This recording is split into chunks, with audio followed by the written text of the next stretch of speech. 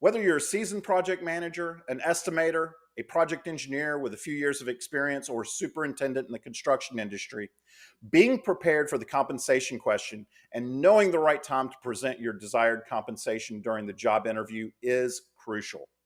It can make or break your chances of landing the right job. Some may think that a candidate should state their desired salary right out of the gate to save everyone time in case it falls outside of the parameters of the position or the hiring manager's expectations. But I beg to differ. How is a candidate supposed to know what the ask will be without knowing the details and the demands of the job, the culture of the company, and the potential risk and benefits of starting with a new company? Some other considerations need to be researched as well, like if relocation to a different area is involved, what are the real estate costs and the cost of living differences? Here are some tips on how to defer the compensation question until the timing is right to make the ask. The biggest reason to defer the compensation question is to first understand and communicate how you can effectively solve the issues of the position that's vacant or being filled by the wrong individual. Desired compensation should not be communicated until you have clearly stated and shared examples of what kind of value you can bring to the company. First, we'll explore strategies for deferring the compensation question, and then we'll dig into the best ways to share the value that you can bring to the company. So, for instance, if an interviewer were to ask you, well, what are you looking for? Or how much money do you need? Instead of speaking about compensation, tell them that you're seeking the right culture and environment to continue to grow and advance your career and skills. If pushed, it may be helpful to state your current salary and mention that you would consider any fair and reasonable offer. This shows that you're open to negotiation and that you're not trying to price yourself out of the market. Remember, the goal here is not to reveal your desired salary, but rather to give you the opportunity to show that you're willing to negotiate and be flexible. During the interview, you should really hammer down on what they need from the right candidate. And this is your opportunity to see if you can relate your experience and accomplishments to make a firm correlation of how you can solve their problems and have success in the role.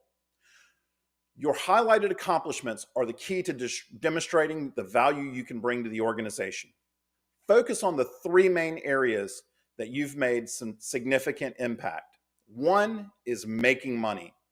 This might typically include value engineering, negotiating change orders, or developing relationships with owners resulting in negotiated work or additional work outside of the contract. Two is saving money. This could include reducing costs through sourcing different material suppliers, adjusting schedules to bring projects into completion early, or catching safety issues that could have resulted in a fine or an accident. Three is solving problems. Usually there is a reason that a company is filling the position, and that is to solve a problem. What that problem is needed to be investigated during the interview process. Stating clearly that you're able to fix these problems will put you in a great spot to get the offer, which is the end goal of the interview process. It's important to note down your accomplishments before the interview. It's also worth noting some of these recent accomplishments on your resume to help you get invited to the interview process.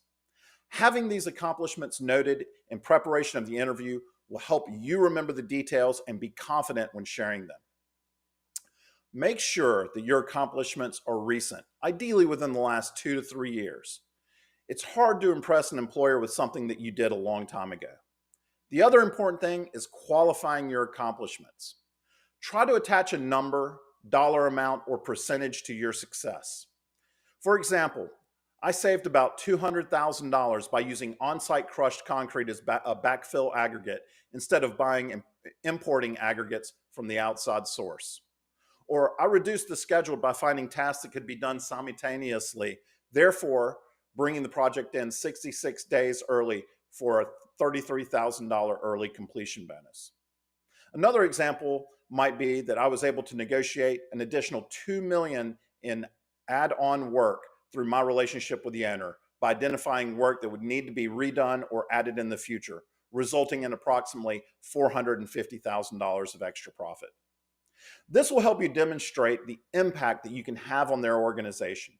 Be succinct when sharing your accomplishments and always be respectful of the interviewer's time. You don't want to come across as boastful or arrogant. Instead, you want to show that you are confident and capable. In conclusion, being able to defer the compensation question and highlighting your accomplishments are critical during a job interview. Remember to be open to negotiation, focus on recent accomplishments, quantify your success, and be respectful of the interviewer's time.